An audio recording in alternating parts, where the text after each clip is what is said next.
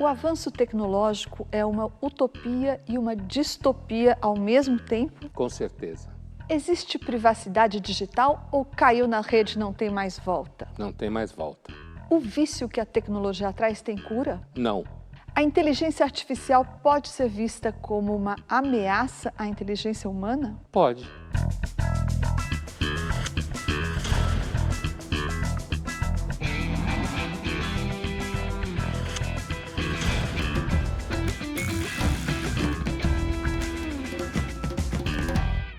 Estamos iniciando mais uma edição do Linhas Cruzadas, hoje para falar sobre o fetiche da tecnologia.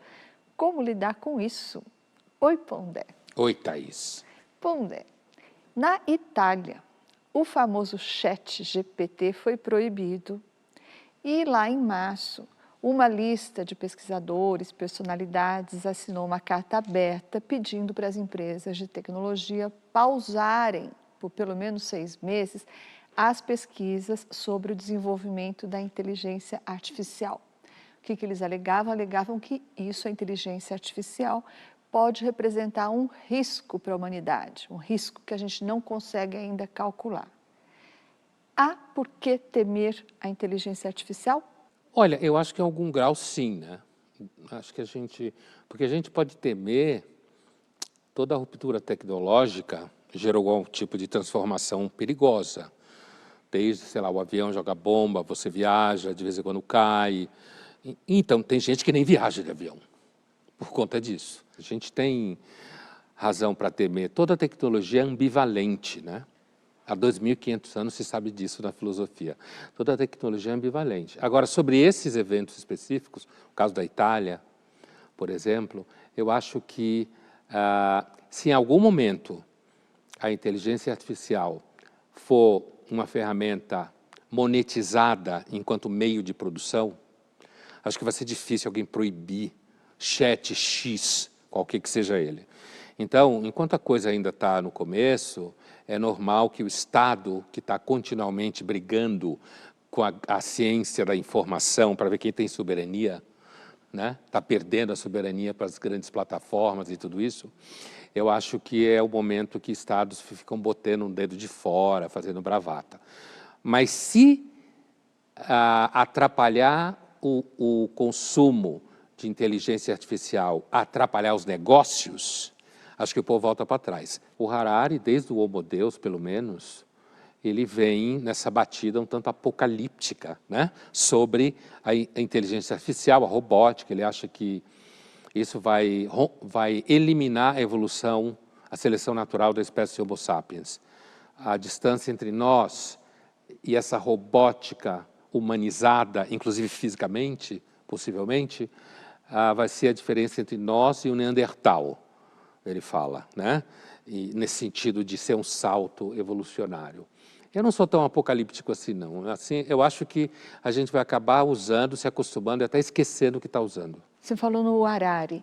Ele fala também, bom, você deve ter visto o artigo que ele publicou sobre isso, que o principal risco está no fato de que a inteligência artificial agora domina a linguagem. Então, dominando a linguagem, a inteligência artificial tem como penetrar nas nossas mais profundas emoções, tem como manipular, nos manipular, tem como criar uma relação até íntima com a gente, como aconteceu no famoso caso do repórter do New York Times, o Kevin Roose, conversando, você sabe disso, com o robô da Microsoft, que ainda estava em fase de testes, ouviu do robô da Microsoft uma série de coisas surpreendentes, entre elas uma cantada, né? Ele tomou uma cantada do robô. Uma cantada do robô, né? Que inclusive sugeriu que ele separasse da mulher. Falou que a mulher, ele não gostava da mulher, né? No fundo você não gosta da sua mulher e tal, e parece que tocou lá num nervo exposto do repórter. Então, o Harari diz que esse é o principal motivo pelo qual nós temos que tomar cuidado com a inteligência artificial, porque ela domina a linguagem. Você concorda com isso? Sem dúvida nenhuma, eu concordo com a premissa de que quando ela domina a linguagem, ela pode ir muito mais longe, né? Isso sem dúvida nenhuma, porque o ser humano se movimenta na linguagem, né? Eu não tenho nenhuma dúvida que pode rolar paixão, de repente, encantamento. O cinema brinca muito com isso, né? Aí eu até imagino uma ampliação do debate sobre diversidade, tá? Eu imagino um filho ou uma filha discutindo com os pais, se ainda existia esse negócio, mas discutindo com os pais, porque os pais não aceitam que ela queira casar com uma inteligência artificial que está no computador dela. Ai, pô, E aí isso né? vai ter uma discussão, aí vão debater nos jornais, nas redes sociais, aí vai ter grupo pró, grupo contra, os bolsonaristas vão dizer que é um absurdo, os antibolsonaristas vão dizer que são progressistas, e portanto você tem que incluir. Que história é essa de que só o humano ama? Por que você só pode amar seres humanos, certo? Então vão fazer um salto tecnológico e ético nesse assunto. Eu vejo claramente, eu vejo os artigos de jornal, redes sociais, vejo o debate na televisão, especialistas sentados, aí se convida uma inteligência artificial para falar em nome dela, certo? Porque vai ser humano falando em nome da inteligência artificial, não pode, né? Claro, claro. Eis Tem o que ter nosso lugar futuro. de fala, né? O lugar de fala da inteligência artificial. E aí, de repente, uma discussão anterior a essa vai ser casar com um clone, sabe? Transar com um clone. O mundo é uma festa. Nós fomos às ruas perguntar às pessoas se elas se assustam de alguma forma com a tecnologia. Vamos ver o que elas disseram. Eu não tenho medo da tecnologia, eu tenho medo das pessoas que estão por trás dessa tecnologia, pois eu acho que a tecnologia ela veio para nos ajudar, porém as pessoas que estão utilizando as ferramentas aí por trás, elas podem não estar utilizando da forma correta. Meu medo da tecnologia é a invasão de privacidade e os humanos serem trocados por robôs. O meu medo da tecnologia é que a tecnologia tome a frente do ser humano, né? O meu medo em relação à tecnologia é a união de duas tecnologias que são muito fortes no momento, que é a IA, a inteligência artificial, com a robótica. O meu medo da tecnologia é quando você leva para o lado mal. Quando você sabe usar, tudo bem.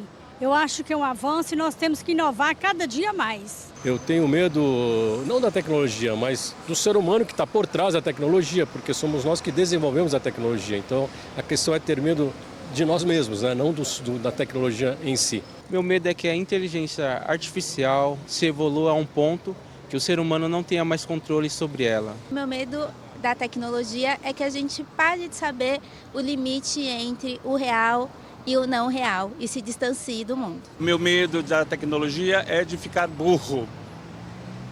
Uma das falas, logo no começo, e ela se repete em outra pessoa, essa ideia de que o problema não é a tecnologia, o problema é quem está por detrás dela, né?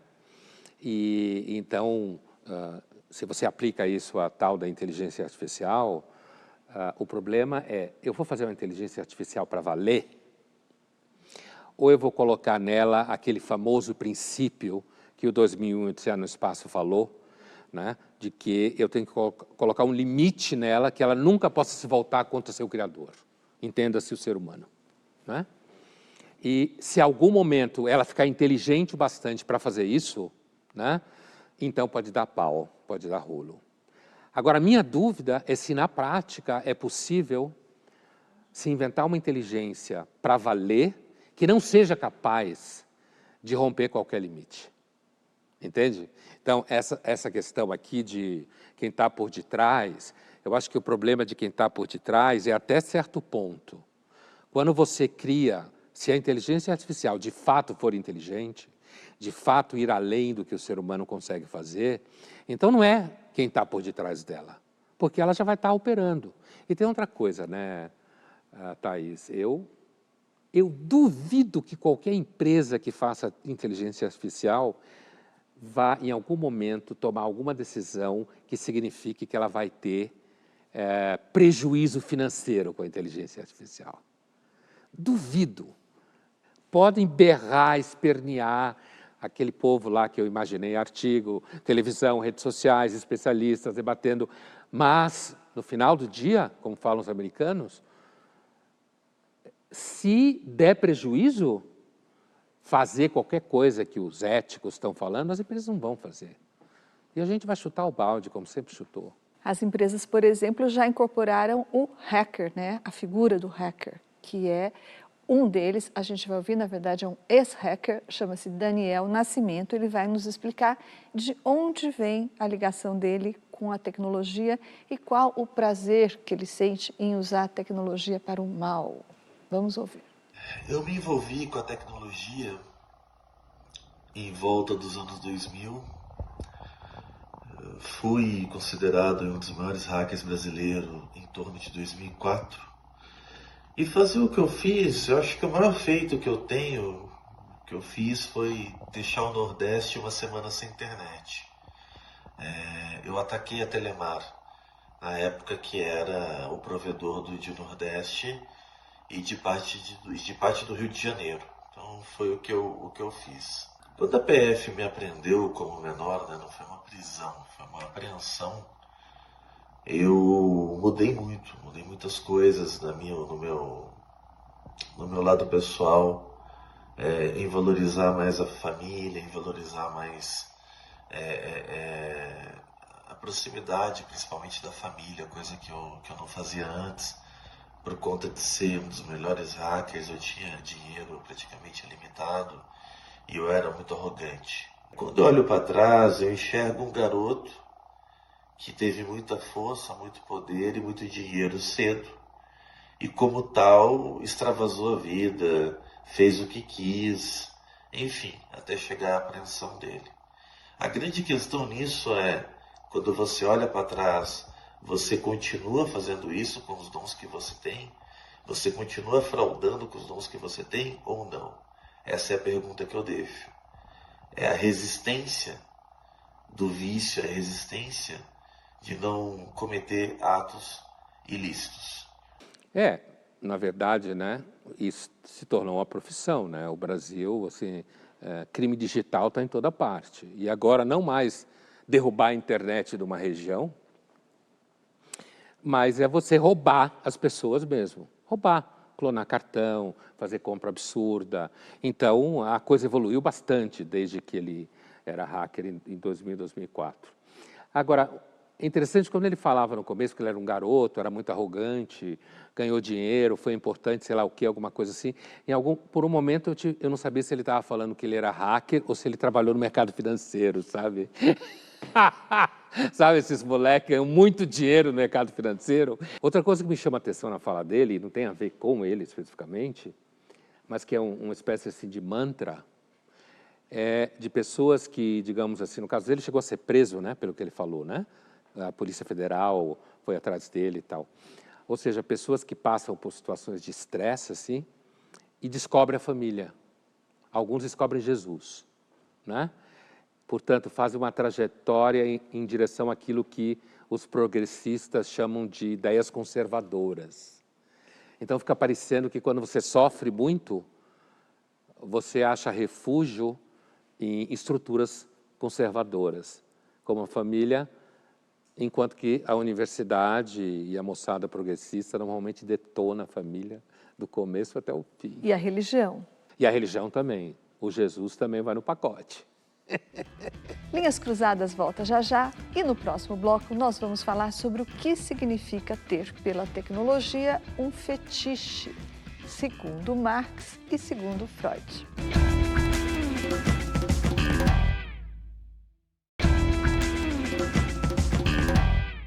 Estamos de volta com Linhas Cruzadas, hoje falando sobre o fetiche pela tecnologia.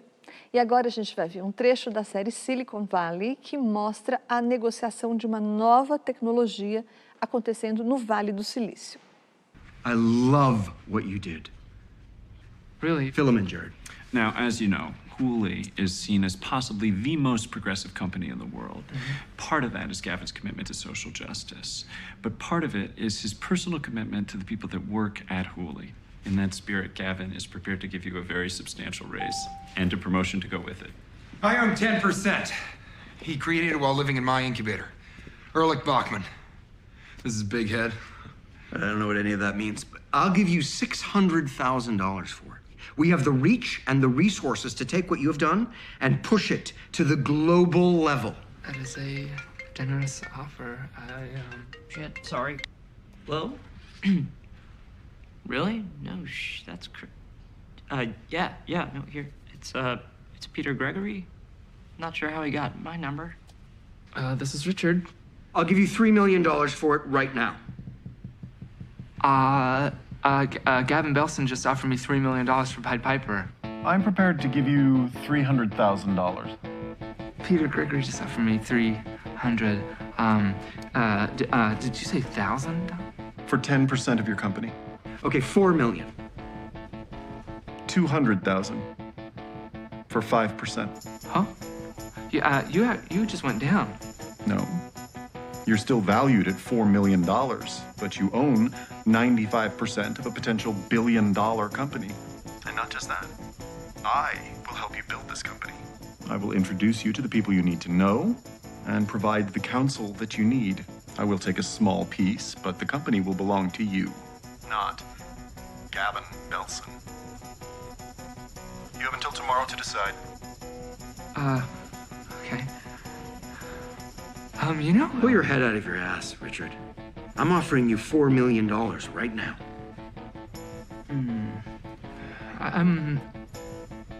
That is a lot of money. I actually I've got to go to the bathroom. I've got to pee. I'm desperate. I'm bursting. I'll be right back, but right now... Okay, $10 million. No. Maybe. I didn't mean to snap at you. I'll talk in a bit.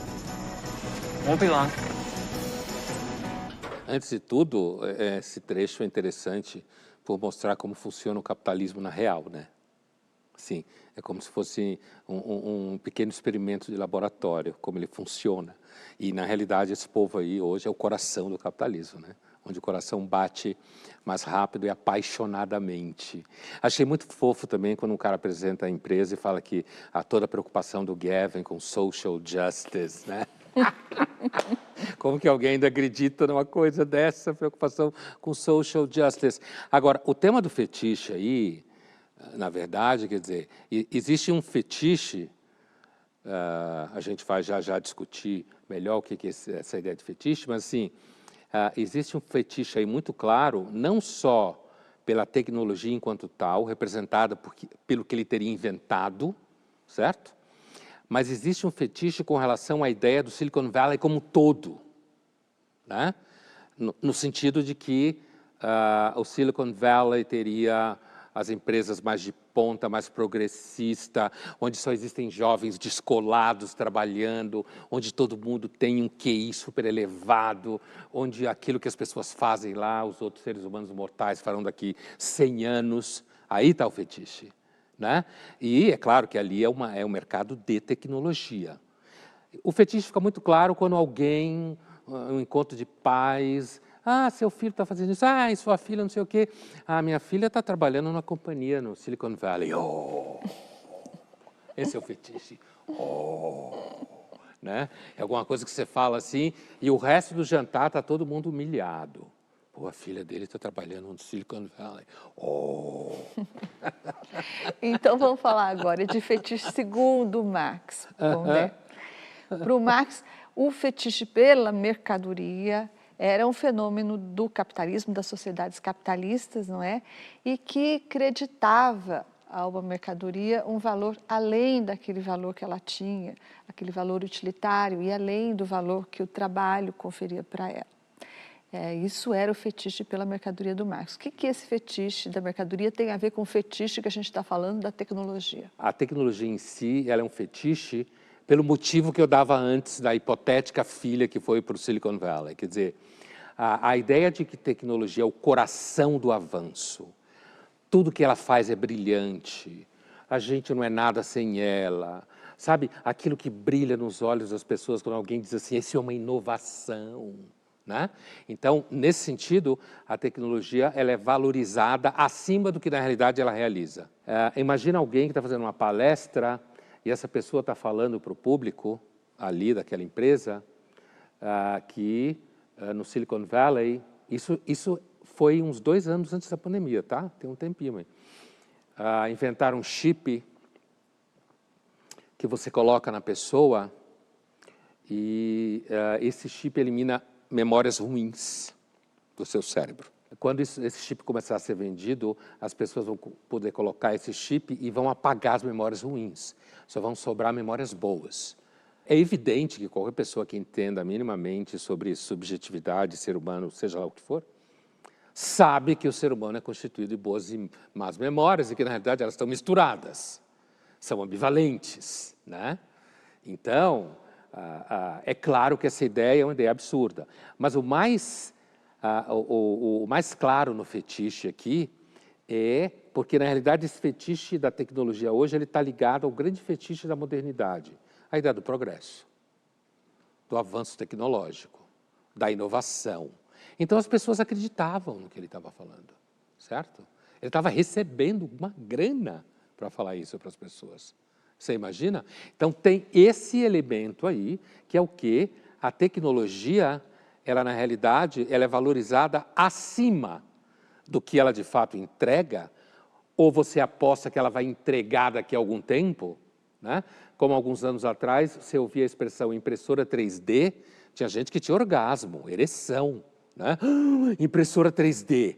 Ainda não aconteceu da impressora começar a imprimir coração, estômago, intestino, como se falava que ia acontecer há uns 5, 6 anos atrás. Então, você tem aí a ideia da inovação tecnológica, ela está fetichizada para além do que realmente se entrega, né? E no caso das marcas, é fundamental, quer dizer, um outro exemplo muito claro, muito forte, quando você está falando de celular, tá? Entre jovens. Se você está num ambiente, digamos assim, de classe média para cima, no Brasil especificamente, e tem jovens reunidos ali, numa faculdade, alguma coisa assim, e isso também coisas que isso eu já vi acontecer. Todo professor deve ter visto. E eles colocam os celulares em cima da mesa, alguma coisa assim. Quem coloca o iPhone, não precisa se explicar. O iPhone é, certo? Por quê? Porque ele é Apple. Ele é, certo? Ele o que o Steve Jobs conseguiu fazer foi transformar uma marca de tecnologia em luxo, coisa que não existe. Porque tecnologia, por definição, acaba, avança. E o que tinha antes é porcaria. Entendeu? Mas ele conseguiu, com o trabalho estético, o trabalho de marketing, de design, associar a marca dele à ideia de que é um celular que é mais do que celular. É mais do que um smartphone. Aí, se você coloca o smartphone nesse meio, essa pessoa que colocou o smartphone, ela provavelmente vai explicar. Ah, o meu celular quebrou, então eu tive que comprar esse às pressas. Sabe? Alguma coisa assim. Aí está presente o fetiche de novo. Porque você assume, evidentemente, que quem tem essa marca de celular, o iPhone, né? Que tem o iPhone, vale mais. Então, o iPhone é tão poderoso que ele empresta para você que o tem valor. Entende? É um exemplo máximo de fetiche nesse sentido. Por isso que é tão estudado, discutido e todas as outras marcas ficam tentando pegar, mas não consegue, inclusive porque a tecnologia dele é completamente fechada, tem coisa só para ele, que é fundamental para virar fetiche, né? Ao mesmo tempo que você tem, os outros olham de fora, sonham, mas não chegam. Capitalismo. Se você não fizer com que um monte de gente não chegue àquilo, aquilo nunca vira fetiche. Pondé, quer dizer então que o fetiche pela tecnologia que a gente está falando hoje é uma aplicação do fetiche pela mercadoria descrito pelo Marx e, como você falou, uma prova de que ele estava certo? Uma prova que ele estava certo. Já para o Freud, fetiche é uma coisa completamente diferente, tem a ver com o erotismo e também tem uma noção de redutiva, não é? Porque talvez o fetiche ele concentre o cardápio de fontes de prazer numa coisa só, então ele é limitante sempre? Você até pode, por exemplo, um casal pode ter como fetiche a ideia de que eles estão se encontrando num restaurante e vão transar no banheiro do restaurante, tá? Jogos de casais, alguma coisa assim.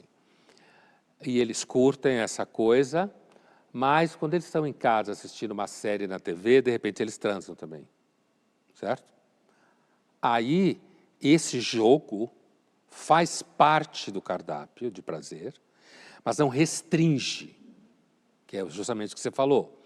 Agora, se o sujeito só consegue ter prazer com o dedão do pé da mulher, aí ele restringiu tudo, certo? Se esse casal que eu citei só conseguir transar, se ele só conseguir ter ereção, se ela só conseguir ficar com tesão, transando no banheiro de um restaurante, aí também restringiu. A questão é a seguinte, o fetiche no Marx parece que amplia o valor da mercadoria. Parece não, amplia, agrega valores simbólicos imaginários. O fetiche no Freud parece que reduz a transformar um pedaço numa coisa muito grande que ocupa todo o espaço do prazer. Nos dois casos, a semelhança entre os dois casos é que nos dois casos você tem uma alienação. Na primeira, você está alienado no valor que na realidade aquilo não tem, e você pode, por exemplo, usar seu salário inteiro para comprar aquele celular que se você não comprar você não é gente, certo? Em 20 vezes, sei lá. E no segundo, você também reduziu, também está reduzido, inclusive porque você não pode escapar. No caso do Marx, ele acha que também não dá para escapar. Você não pode escapar porque esse é o seu destino. Linhas Cruzadas volta já já e no próximo bloco nós vamos discutir, será que os algoritmos já mandam na gente?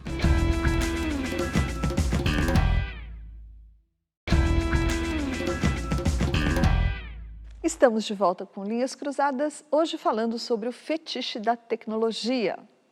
E vamos falar sobre os algoritmos. A gente sabe que o uso das redes sociais deixa rastros que permitem às empresas monitorar as nossas compras, os nossos desejos e as nossas preferências, inclusive políticas. Aí, por meio dos algoritmos, as empresas filtram e mandam para cada usuário só os produtos e as notícias que sabem que vão agradá-lo. Isso aí acaba por alimentar as famosas bolhas das redes. Então agora a gente vai ver uma reportagem que mostra como essas bolhas e esses algoritmos funcionam. O desafio é simples, deixar todos os lados com as mesmas cores. São 43 bilhões de combinações possíveis no cubo de Rubik. Algumas pessoas conseguem resolver em 11, 9 ou até 6 segundos. Caso de recordistas mundiais. Parece mágica, mas é lógica. Especialistas ao redor do mundo criaram fórmulas para a resolução deste desafio intrigante. O algoritmo funciona de forma parecida. Equações matemáticas são desenvolvidas para atingir a resolução de uma tarefa. Intrigante como o cubo mágico ou não? Quando uma pessoa vai fazer ali, né, o cubo mágico ficar com todos os lados da mesma cor, ela vai fazer essa sequência de atividades, essa sequência de ações até chegar no seu objetivo. Então, se eu passar essa sequência de ações para um programa de computador, ele vai fazer isso de forma automatizada. E ele faz isso de forma repetitiva, então a chance dele errar é muito pequena, tende a zero. E aí você pode automatizar esse processo de resolver o problema do cubo mágico, por exemplo, né? As redes sociais deram uma nova tarefa para esse monte de números: aumentar o tempo de tela do usuário. E a chance de errar? Quase zero. As redes sociais, elas têm o objetivo, né, de atrair pessoas, né, seus clientes, mas de manter o maior tempo possível essas pessoas utilizando a plataforma. Então ela usa diversas estratégias, né, para que isso aconteça. E ela, obviamente, tem uma finalidade comercial, né? A gente sabe que se você não está consumindo um produto, né, muito provavelmente você é o produto, uma frase célebre aí de um dos diretores do Google. Em 2021, uma consultoria fez uma pesquisa com os celulares do sistema operacional Android. As pessoas ficam quase 5 horas e meia no celular por dia. Tarefa cumprida, certo? A questão é, esses números não enxergam idade, eles veem usuários. O algoritmo tem uma probabilidade muito maior de fisgar uma criança do que um adulto. A tecnologia em si, ela ainda não toma decisão ela ainda não se desenha por si só. A equipe que está por trás do desenvolvimento dessa tecnologia, ela tem essa responsabilidade. 8 a cada 10 usuários entre 9 e 17 anos têm uma conta nas redes sociais, segundo uma pesquisa do Comitê Gestor da Internet no Brasil. Ela acaba muitas vezes reproduzindo, não sabendo o que é certo e errado, porque ela precisa ter referência, acaba sendo modelo, sendo estímulo para ela fazer certos comportamentos, sejam eles violentos, sejam eles amorais, sejam eles, enfim, agressivos, impulsivos, e não tendo referência. E acaba muitas vezes reproduzindo essa violência mundo afora.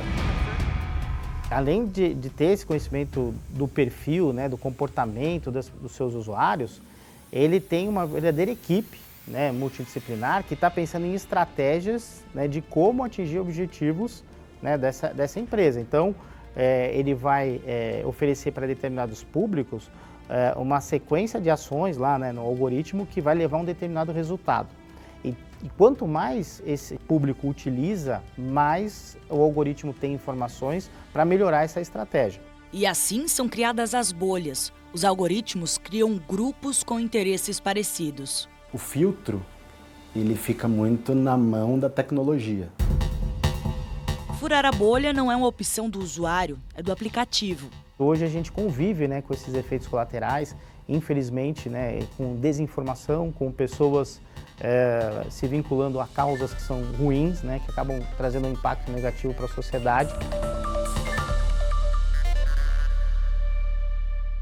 Apesar de se apontar todos os efeitos colaterais do algoritmo, eu não tenho nenhuma dúvida que essas coisas acontecem, né? Desde 18, com o livro da Shoshana Zuboff, lembra? A Era do Capitalismo da Vigilância, não sei o quê.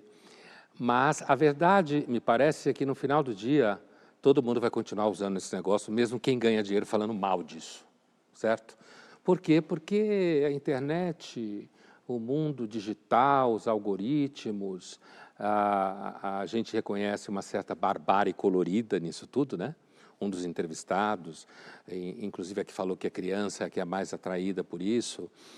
Mas eu aqui duvido que a maioria dos pais ocupados, pais sempre se preocuparam em algum momento que os filhos se ocupem para que eles possam fazer outra coisa, né?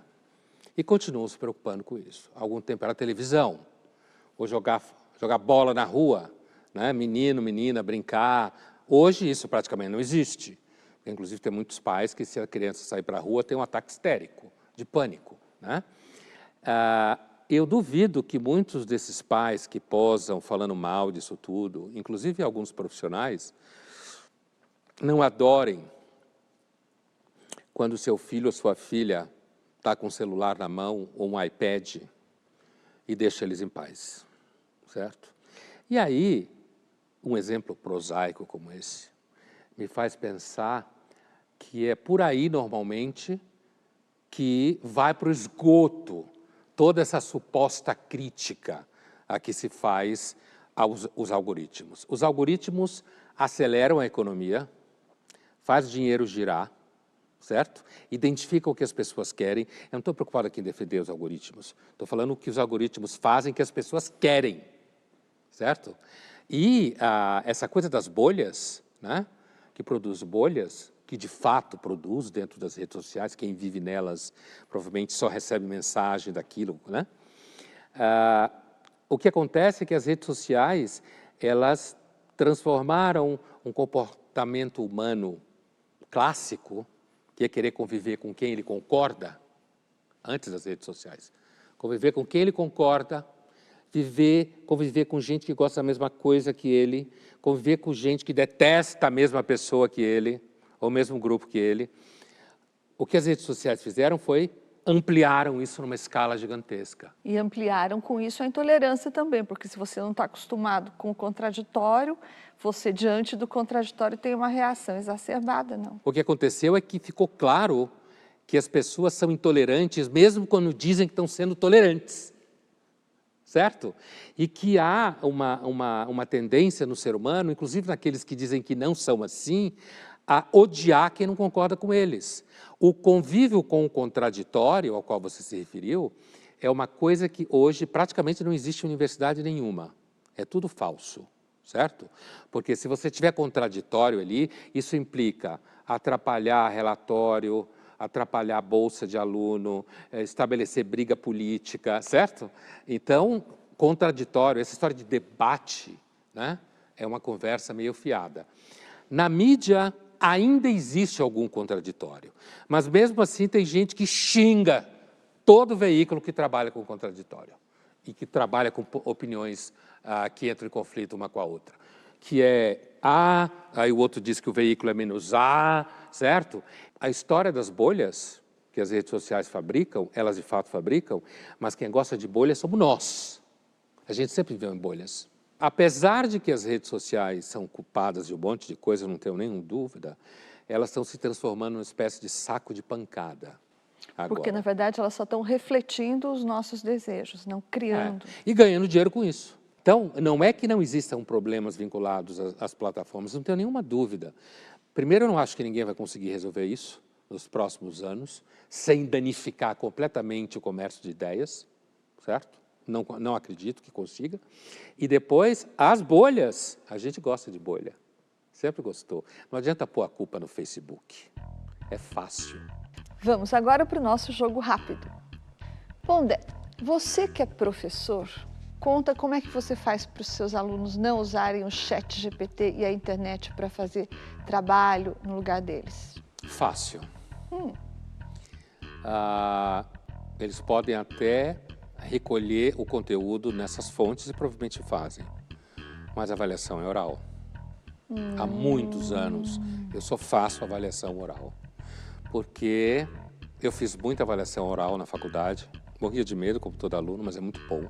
Para o professor é excelente, ele saber o que o aluno sabe. Thaís, qual é o seu maior fetiche? Eu não vou te contar o meu fetiche do ponto de vista de Freud. Mas outros, Pondé, eu já tive uns fetiches assim, por exemplo, se a gente for falar do ponto de vista de Marx, é fetiche pela mercadoria. Eu já tive uns fetiches assim por uns pintores, eu queria ter tudo deles na parede. Mas primeiro que não dá e depois eu desisti disso, então acho que eu não tenho. Pondé, eu aposto como você não consulta o chat GPT e também não tem redes sociais que eu sei, pelo menos não... Pessoais. Redes sociais pessoais. Mas o que você faria se você perdesse o seu celular, se você ficasse sem o seu celular? Olha, eu ia ficar muito irritado, provavelmente ia ficar muito irritado, ia comprar logo outro, tipo na próxima meia hora ou 15 minutos, ia pedir socorro para minha filha. Na realidade, ela ia comprar. A inteligência artificial ajuda ou prejudica o jornalismo, Thaís? Eu acho que muito mais ajuda do que prejudica. Vejo aplicações práticas, por exemplo, ela pode ajudar a tornar o jornalismo mais exato, diminuir o número de erros, né? Passar um texto, por exemplo, para um software que cheque tudo, que hoje é feito de forma manual. Tem os checadores, alguns veículos têm os checadores. Isso pode ser feito quando esse mecanismo ficar melhor, né? Se aprimorar, porque até agora ele comete muitos erros. Mas isso é uma coisa muito boa para o jornalismo, pode automatizar e tornar o jornalismo menos falível em termos de informação. Linhas Cruzadas volta já já e no próximo bloco o Pondé vai responder a uma pergunta que não é de um espectador, mas é do chat GPT.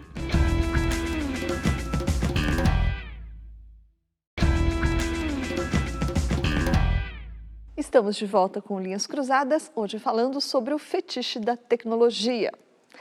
E agora, Pondé, tem uma pergunta para você que não foi feita por um espectador, mas que foi feita pelo chat GPT a pedido de um espectador.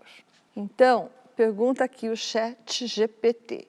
Thaís Oyama e Pondé, como vocês enxergam o papel da tecnologia na sociedade atual e quais são as principais oportunidades e desafios que ela apresenta?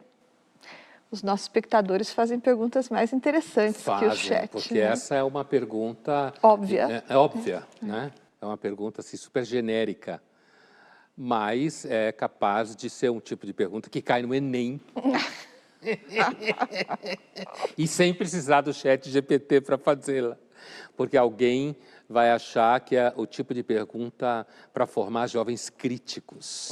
Provavelmente é isso que alimentou essa pergunta do ChatGPT, sabe? Como formar jovens críticos.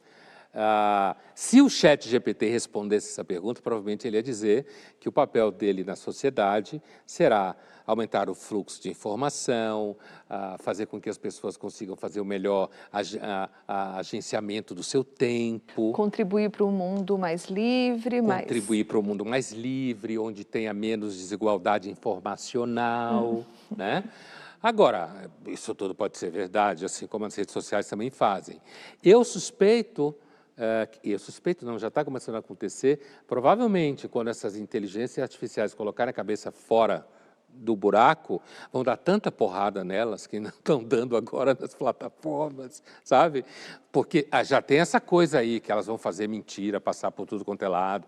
É impressionante como nós temos a capacidade de terceirizar o que a gente faz. Porque da mesma forma como você falou, que as bolhas são produto não das redes sociais, mas o reflexo do comportamento dos usuários das redes sociais, Sim.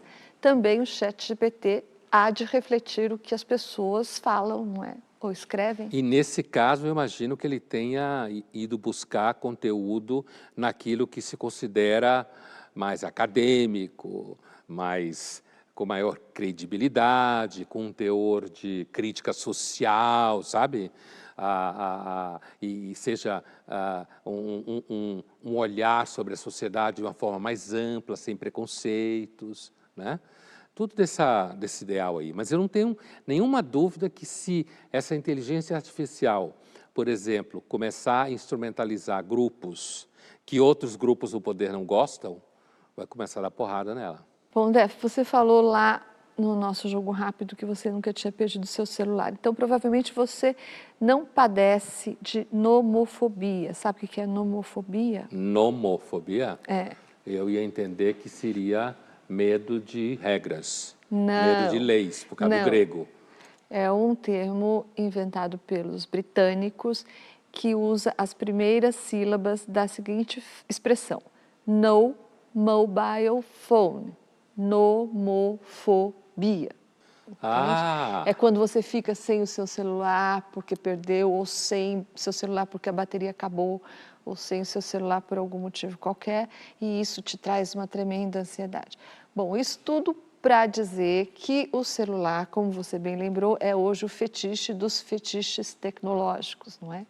Mas o fetiche pela tecnologia certamente não nasceu com o celular, né? Foi um pouco Não, ele antes. não tem essa culpa. Nem as redes sociais têm essa culpa, nem a internet. É assim, a tecnologia, a relação do homem com a técnica, digamos assim, essa relação de amor e ódio é muito antiga, né?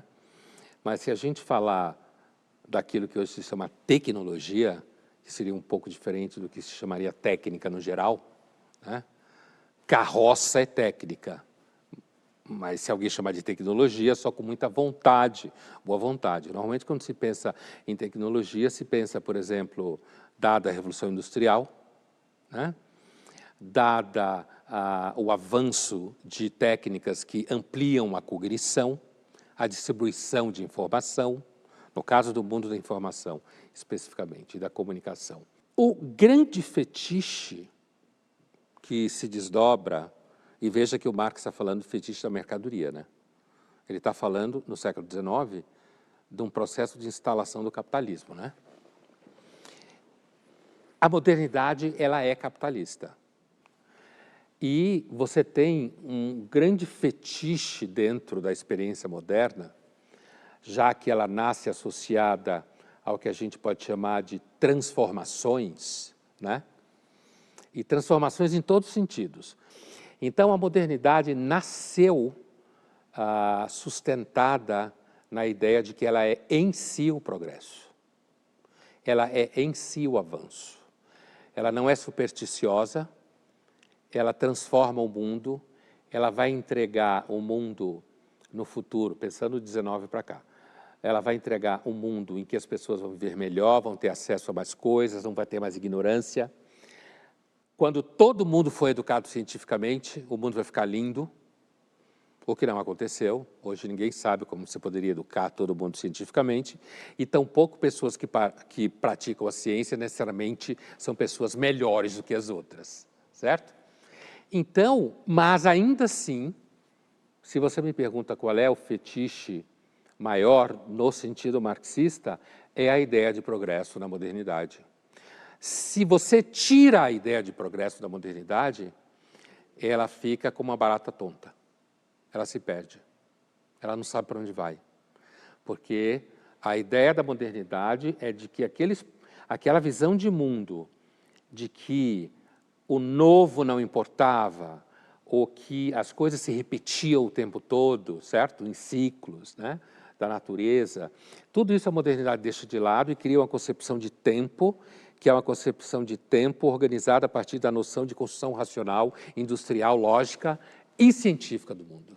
Então, a tecnologia está para o indivíduo, assim como a modernidade está para o mundo de hoje, ambos fetiches? Sim, o indivíduo usa a tecnologia e tem lá seu fetiche e, por exemplo, como eu citava no começo do programa, a filha estuda, trabalha numa empresa do Silicon Valley, fala isso nos jantares e tal, ou como algum tempo atrás alguém de 50 anos falaria com o maior alto orgulho que faz compras pela internet, ou compra tudo no supermercado pela internet. Olha o fetiche, eu sou moderno.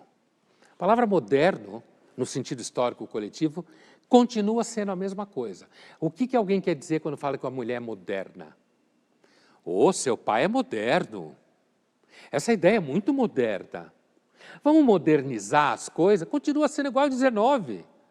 Porque se você tirar a noção de progresso, a modernidade perde a espinha dorsal.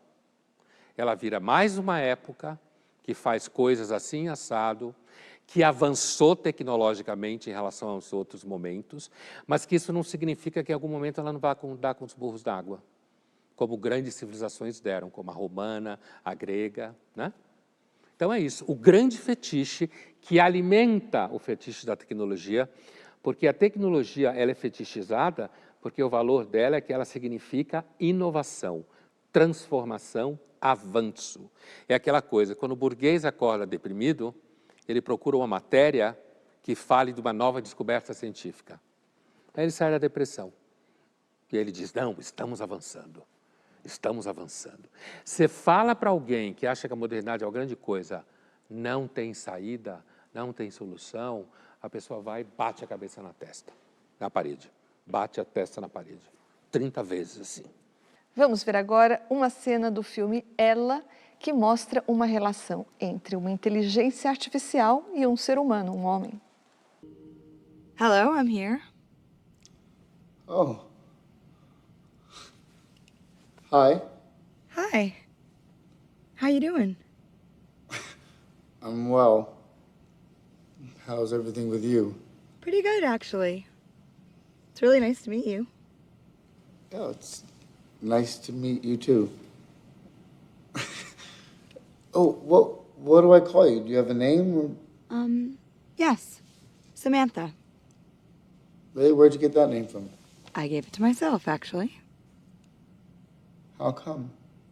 'Cause I like the sound of it. Samantha. Wait, when did you give it to yourself? Well, right when you asked me if I had a name, I thought, yeah, he's right, I do need a name. But I wanted to pick a good one, so I read a book called How to Name Your Baby, and out of 180,000 names, that's the one I like the best. Wait, you read a whole book in the second that I asked you what your name was? In 2/100ths of a second, actually. So do you know what I'm thinking right now? Well, I take it from your tone that you're challenging me. Maybe because you're curious how I work? Do you want to know how I work? Yeah, actually. How do you work? Well, basically, I have intuition. I mean, the DNA of who I am is based on the millions of personalities of all the programmers who wrote me. But what makes me, me, is my ability to grow through my experiences. So basically, in every moment, I'm evolving, just like you. Really weird. Is that weird? Do you think I'm weird? Kind of. Why? Well, you seem like a person, but you're just a voice in a computer. I can understand how the limited perspective of an unartificial mind would perceive it that way. You'll get used to it. Was that funny? Yeah. Oh, good, I'm funny. É interessante porque quando ela pergunta se ele ficou espantado e tal, quando ela fala que eu evoluo a cada segundo, ele deveria dizer para ela, quando ela fala just like you, ele deveria dizer, como assim? A gente não evolui a cada segundo. Na verdade, a gente está tentando evoluir aos milhões de anos aí. E estamos levando porrada, né? Ele devia ter dito isso para ela. Mas esse filme é um filme já antigo, né? E a coisa vai evoluir, né?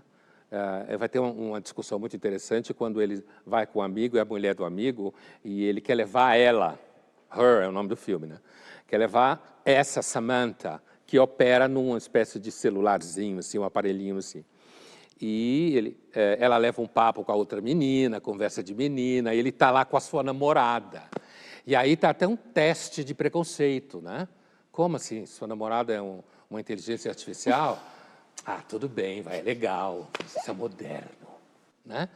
Agora, é muito interessante no final, quando ele descobre, primeiro que ela vai ser tirada de circulação, ou spoiler o filme é velho, né? Então, assim, ela vai ser tirada de circulação, vai vir uma outra geração e ela vai se perder na nuvem, sei lá o quê. Na época não se falava isso, mas então ele sofre porque ela vai embora, não sei o quê, mas ele sofre bastante quando ele descobre que ela se relacionava com vários eles. Tudo igual. E aí ele fica, como assim? E não era nem que ela tinha 2, 3 maridos, sei lá, era 150 mil, alguma coisa assim, sabe? Ela era super ativa nesse sentido. E ela podia falar com todos eles ao mesmo tempo. Ao mesmo tempo, encantar todos ao mesmo tempo, não tinha nem problema de tempo, né? Então o filme é divertido, mas ele é bem óbvio mesmo, ele é como se tivesse, ele é didático nesse sentido. Linhas Cruzadas fica por aqui, mas na semana que vem a gente está de volta.